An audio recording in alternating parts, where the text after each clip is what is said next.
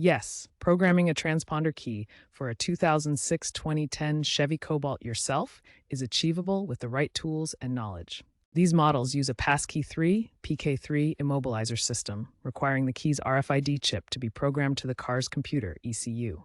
While dealerships traditionally handle this, DIY methods have become increasingly viable thanks to affordable OBD2 programmers and readily available online resources. The process involves teaching the ECU the new key's unique ID, allowing the car to start.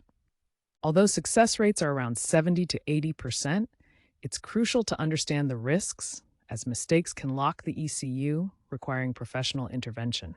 Make sure that you follow all procedures carefully to avoid any issues with your ECU. To successfully program a new transponder key, you'll need a working master key, if available, an OBD2 scanner or programmer compatible with PK3 systems, and potentially a PIN code, which can be obtained from a dealer. The basic process involves entering a programming mode, often by cycling the ignition, turning the key from off to on multiple times in quick succession. The OBD2 programmer then reads the new key's transponder ID and stores it in the ECU. Always disconnect the car battery before starting to prevent electrical issues, and ensure the car is stationary with the doors closed. If the ECU locks, a dealer reset will be necessary, costing significantly more than the DIY attempt.